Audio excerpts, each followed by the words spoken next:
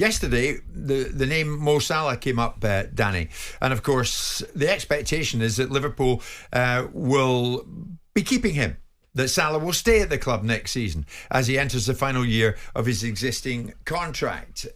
We are told the new sporting director Richard Hughes will lead talks on a fresh deal for Salah before his contract ends in the summer of 2025. All that, of course, with the backdrop of Saudi Arabia and the massive money that players like Salah could get there, waiting in the wings. Mr. Jordan had an interesting take on Salah yesterday. I know this is controversial and people are going to tell me what a clown I am, but I'm not a fan of Mo Salah's. I don't think he's as good as people make him out to be. I think he dives. I think he can be a fair weather player. I know this will sound ridiculous to people. I know that I'm going to make myself incredibly unpopular by saying it. Obviously, he's scored lots of goals. I think when the going gets tough, sometimes some people stand up and fight and some people don't. And I just get this feeling that Salah can be one of those. And, listen, it's an opinion. I'm sure I'm going to make myself unpopular. I'm sure it'll be cropped up and everyone can tell me what a Burke I am. Do you know something? When you said that, Simon, yesterday, I thought at the time, and I still do, you've been too hard on yourself. Many, many messages came in straight after that, Danny. And a sizable proportion were with Simon. Because of late, we've seen Salah. We've seen him, not as we're accustomed to, having a little dig verbally at Klopp on the touchline at the London Stadium, deliberately walking through the mix zone and saying, I'm not going to speak because there could be fire if I speak. So he's decided that this is his moment for whatever reason, and he's going to show that maybe he's not the happy, contented Mo Salah at Liverpool. Well, I think his misdemeanours over the years have been minimal. I think the way he's conducted himself and behaved in terms of off the field stuff, he's a proper professional, isn't he? They're very few and far between. To focus on that is nonsense. But quite a number of people yesterday were agreeing with this man. Yeah. So look, football's about opinions. When you watch players play, irrelevant of the numbers to a degree, we like certain players more than others because of what they do for us. Most people loved watching Thierry on replay because he had this wonderful ability to score goals while also using wonderful skill, and he's got this flamboyant, charismatic personality. Everything about him is likeable, and he becomes everyone's second favourite player if you don't support Arsenal because he's so wonderful to watch. But ultimately, his numbers are similar to Salah's when you break them down. They're very, very similar, in fact. So it depends what you want from someone. So, of course, Simon and anybody else entitled to their opinion. Where I would differ a little bit Simon talked about when the going gets tough. There's one thing about Mo Salah. Yes, he hasn't hit the heights this season of previous seasons. He's still got 24 goals, but he's not played as well. No one can deny that. Going gets tough is an interpretation of he doesn't turn up in certain... He, over the years for Liverpool, has been the one that's turned up. He really has. In so many big games, he's been the one that's got Liverpool out of trouble and been able to get over the line against really good opposition, especially in Europe. And do you think more recently, Simon, when the going gets tough, he's been... Well, you've got to look at it. You've got to look at it. So you've got to look at it over a period of the 7 years he's been there, not the last 18 months where Liverpool have not won the trophies they're expected to win, the last season and this. The majority of his time at Liverpool, in the big games, he's turned up. Now, the other thing I would add to that, and for me, this says everything about a player. I've talked about it with Rodri, Fernandinho in the past, lots of players, and it's one of the things that I judge a player on. And even Bruno Fernandes, great example of this. It doesn't matter if things are going Salah's way or not. He's always out there. His games, since he's been there, I've just got to give you this, 52 games, 52, 48, 51, 51, 51, 41. Now, that's not a player who hides away from responsibility and doesn't turn up. That's a player who's, even when he's not at it and he's been away African nations or he's got a little niggle, he's out there. And that, to me, says everything about his mentality. Now, you could start picking up certain games where you say he had a bad game in that one or a bad game in that one. But to get the numbers he has, 210 goals in 346, he's been Liverpool's mainstay. Yeah, and I don't think that's quite the point I was making. I mean, it sort of reverberates from conversations I've had with people like Souness when we talk about a particular game when I think it was Martinez at United, put it on him and Salah doesn't want any more of that. And it's that kind of scenario that I was relating to. Yeah, but then he wouldn't. It's a flippant, silly thing because against Manchester United in the last few seasons, he scored so many goals. Understood. And actually, at Old Trafford and Anfield, when they beat them 7, when they went there and scored 4 and 5, he absolutely tore them apart when Martinez was playing. Yeah, fair enough. I mean, what he did to him at Anfield when they beat him 7-0 was embarrassing for Martinez. So no one mentioned that when he said, because one game Martinez had a good game against him. See, my narrative comes from this cloying overview of a player being at a world-class level. It's ridiculous to argue that he's not a very good player. I've never said that. Of course, his numbers bear out the fact that the hardest thing to do on a football field is to score goals. But I think he's been very fortunate to play in a team that's set up to facilitate outcomes for him, in a team that is very much a front foot side. And I think he's a very, very good player. I push back against the notion that he's a world-class player, and I understand that that will invoke a reaction. Tragically, in this world, you're not allowed to have an opinion without somebody telling you why they think your opinion is fundamentally wrong and what they think of you as a result of it afterwards, right? And that's fine. I don't really care. The noises that people have made about my opinions is fine. It's my opinion. I'm allowed to have it. Sure. And I look at Mo Salah. I do think he is a diver. I don't think he's alone in that. No. I think lots of forwards do it. But Ronaldo's one of the worst. But we weren't talking about him. We weren't talking about lots of forwards in the context of the conversation that we were having yesterday. We were talking about Mo Salah. And I do think that he isn't as good as people think he is. But the numbers tell a different story. So my eyes look at it and go, I'm all right. I don't particularly like him as a player. I don't particularly like certain things about him. I didn't like some of the things that he said recently about conflicts and altercations in other countries when he's popped up, when it's been something about a particular ethnicity that he has a belief in. But those are sort of moot points. Those are background noise. As a player, I think he's a very good player. I don't think he's a world-class player. He's not for me. But then again, other people, I would imagine the bulk of the opinion would go, what are you talking about? You don't know what you're talking about. His numbers say something completely different. I look at it in a way where I'm not obsessed with numbers. I mean, forwards is more relevant than anywhere else on the pitch. But since the 7 years, if you look at the 7 years he's been at Liverpool, and I think to all the Man City teams, Arsenal teams, Man United teams over that team, and if you were playing three forwards, there's nobody in any of the other teams that I would have had ahead of it. I wouldn't have had Mahrez. I wouldn't have had...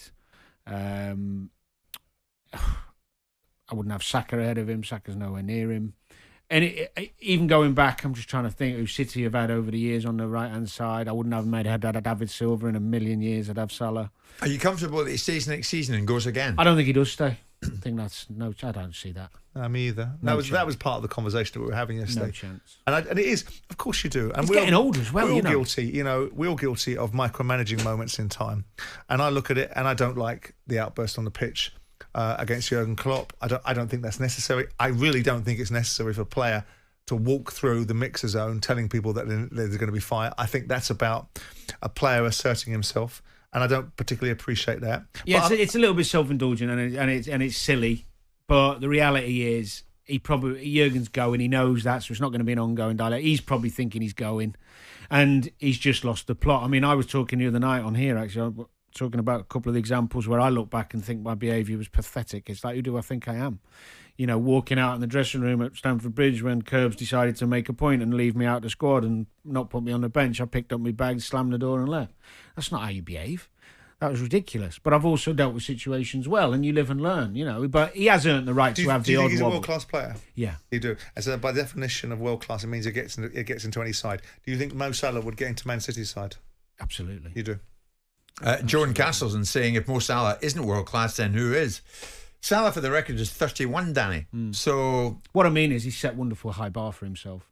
We are judging somebody on a ridiculously high bar that he set himself when he first burst in and scored 44 goals.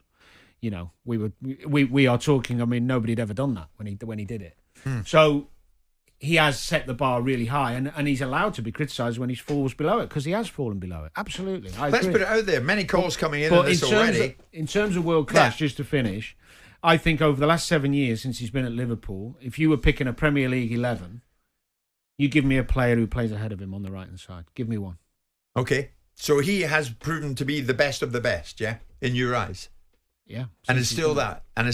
Well, I'll tell you the biggest compliment I could ever give him is I've been asked over the years to do this many times.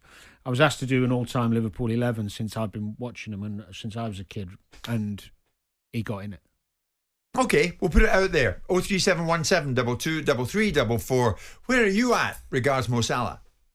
Simon, basically your point was you feel that nowadays Salah is somewhat overrated, I think. My basic premise is I'm not a fan of Mo Salah's, and I don't think he's as good as some people think he is. That's an opinion. If other people have a different opinion, that's entirely their prerogative. Yeah, Many people joining the debate this lunchtime. Of course, never the best time to talk about it.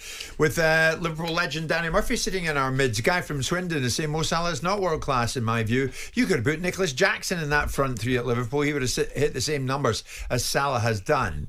I'm not so sure about that. But John is a big Liverpool fan in Warrington. John, good afternoon. Where do you stand on Salah then? Personally, I love him for what he's done for the club. I think he is a great player. Certainly better than Nicholas Jackson. Yeah. But I am kind of with Simon on this. I think he's been missing something, especially since Bobby Firmino left, which created a lot of chances for him. And when you watch Liverpool game in, game out, there are times where you do get frustrated where he does choose to shoot rather than the easier option and squaring it across to Gagpo or somebody else like that to tap it in.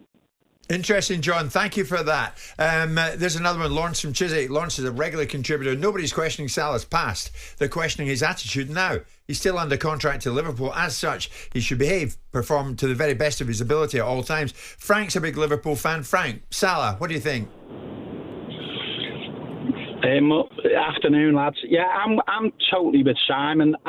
I'm a season ticket holder, go majority of away games, and you cannot knock Salah's numbers. No, Danny's right. He does the hardest thing in the game. He scores goals, but his overall contribution, honest to God, sometimes the ball's getting played up to him. It's like a trampoline in his sock. He gives it away terrible.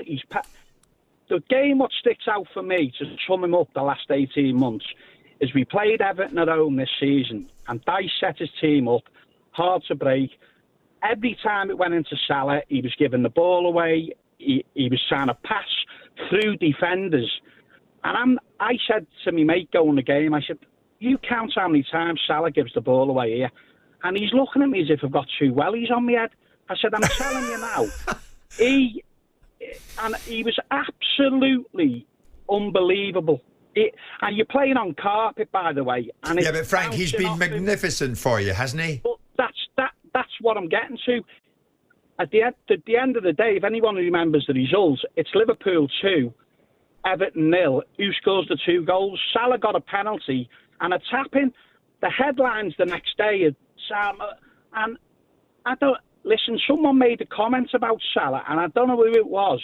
He said, unless Mo Salah is scoring goals or contributing with assists, he's doing very little else. Now, it's a stupid comment, but you know what? It's a right comment, because if he isn't scoring or assisting, which he hasn't been doing, by the way, of late, he's doing very little else. Yeah, I mean, that's a fair point. It's not that stupid a point. I think a lot of players are like that, who are the end product people, you know, the ones who score the goals. I think the majority of his time at Liverpool, and you are right, the last 18 months, you know, his link up and some of his contributions have been less. But over the period of time he's been at Liverpool, I mean, generally his link up and his reliability with the ball has been really good. Did you say earlier, Frank, thanks for your call. Did you say earlier, Danny, that he would walk into City's team? He'd get in City's team, yeah. He'd get in City's team today. Mark, big Liverpool fan. Do you agree with that, Mark? Where's your head with him? To be honest with you, I think definitely been a change in his performances since AFCON, without a doubt. But yeah, and he had the injury as well, the hamstring injury. Yeah, and I don't think you can ignore the impact he's had. And I do worry that sometimes we're judging him on the last 2 months or whatever, when he's been an absolute legend for the club in the last few years. I go back, I mean, I'm old enough to remember the real glory days, and you got players like Ian Rush who might have, 5, 10, 15 shots a game, only score 1 goal. If he's in the right place, getting in the right positions, eventually he'll score. His talent's, undeniable, and I don't think you can even consider him not being world class. He's just been outstanding for Liverpool, and there's been a lot of turmoil at the club over the last couple of months since Klopp decided he was going to go.